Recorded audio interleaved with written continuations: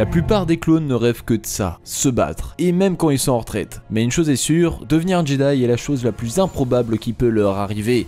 Et pourtant... Bonsoir à tous, ici Tristan de la TAT, j'espère que vous avez la force et re-bienvenue dans cette toute nouvelle vidéo. Aujourd'hui nous allons voir si un clone peut potentiellement devenir un Jedi. Est-ce que les clones ont des midi-chloriens en eux? Connaît-on un clone devenu Jedi? C'est ce que nous allons voir dans cette vidéo. Accrochez-vous bien, on est parti. Nous ferons connaître des Jedi. Enfin, nous aurons notre revanche. Quelle bonne idée de venir vous joindre à nous. La fête est terminée. Tu étais l'élu, c'était toi. Allez Chico, on fait la gauche.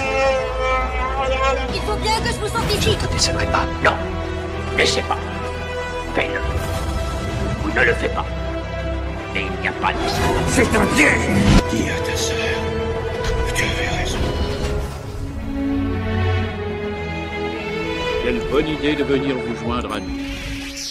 Il y a tellement de mystères sur les clones et je pense sans trop m'avancer que c'est l'armée préférée des fans de Star Wars. Tant qu'au Jedi, j'irais même jusqu'à dire que c'est le symbole de toute la saga. Alors peut-être que vous vous êtes déjà demandé si un clone pouvait devenir un Jedi. Le premier argument à être sorti sur la table, c'est bien sûr la génétique. J'imagine que vous savez tous que la force se manifeste au travers de midi-chloriens permettant à des individus sensibles à la force de la manipuler. Donc plus un individu possède un taux de midi-chloriens élevé, et plus ce dernier est sensible à la force. Et cette caractéristique est bien sûr héréditaire. D'où le fait que Luke et Leia sont eux aussi devenus des Jedi avec le temps. Et le deuxième facteur qui est indispensable pour maîtriser la force, c'est l'exercice. Comme dirait Luke dans The Mandalorian. Sauf depuis Star Wars 7 visiblement, avec Rey qui arrive à battre Kylo Ren alors qu'elle n'avait encore jamais touché un sabre de sa vie.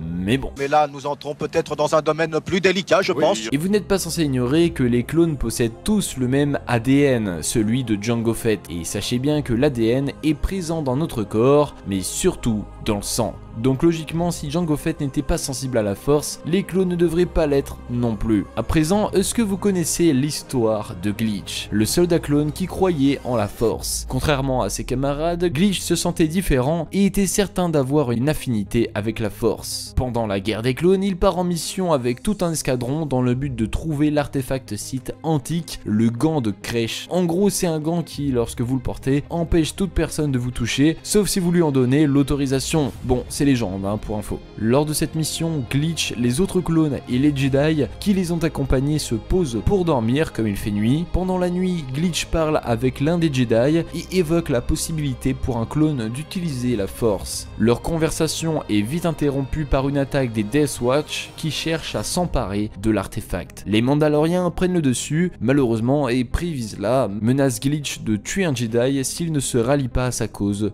tout de suite. Glitch ne réfléchit même pas et ramasse le sabre du Jedi menacé en question, puis affronte Pre Vizsla en face à face. Allez hop, ça part en duel de sabre. Vous imaginez un peu la scène? Pre Vizsla avec le Darksaber contre un clone armé d'un sabre laser. Tout va bien. Et le pire dans tout ça, c'est que Glitch résiste bien. Bon, après c'est Pre Vizsla, hein, il finit quand même par s'imposer au combat et prend rapidement le dessus. Pre Vizsla le force à se rendre, mais Glitch n'en reste pas là. Il active un droïde et provoque l'effondrement de tout le bâtiment. Là, Glitch perd connaissance et se réveille bien plus tard, lorsque tout le monde est parti, et il tombe par hasard sur le fameux gant en sortant des décombres. Se rendant compte que cet artefact Sith a bien failli causer la mort de Jedi et de beaucoup de frères à lui, il décide donc de jeter le gant dans la rivière. Bon, vous l'avez compris, Glitch ne s'est jamais servi de la force pour faire face à Pre Vizsla. Il a juste ramassé un sabre et a pris son courage à deux mains. Après, on va pas se mentir, depuis le temps qu'il en parle de la force et des Jedi, il a dû bien kiffer ce moment quand même. En tout cas, une chose est claire, il n'y a pas besoin de maîtriser la force pour savoir se battre au sabre laser. C'est mieux, je suis d'accord, mais faut pas oublier que plusieurs personnages dans l'univers canon se battent au sabre sans pour autant maîtriser la force,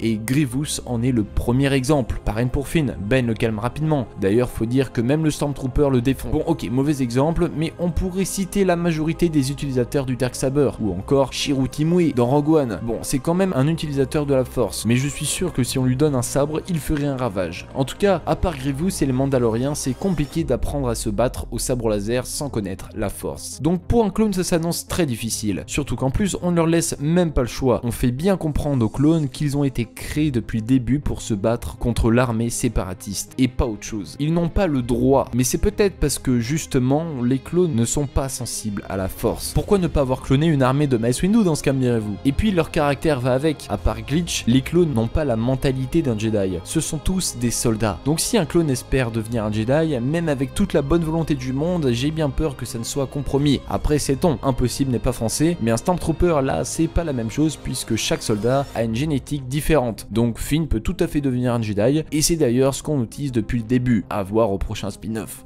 En tout cas, merci d'avoir suivi la vidéo jusqu'au bout, j'espère qu'elle vous aura plu. J'aime bien vous parler de sujets comme ça là, des et si dans Star Wars, on pourrait en faire plein, me poser des questions sur toutes les alternatives possibles. Il devrait faire une série What If avec Star Wars quand même. D'ailleurs, si vous avez des idées, n'hésitez pas bien sûr à les dire en commentaire. Surtout, abonnez-vous pour ne pas louper les prochaines vidéos, très important, et n'oubliez pas de lâcher le pouce bleu de l'espace pour nous soutenir, ça nous aide beaucoup. Pensez aussi à nous rejoindre sur Instagram, TikTok et Twitter. De mon côté, je vous dis à plus. C'était Tristan de la TAT, prenez soin de vous et que la force soit avec vous. Toujours. Allez, ciao.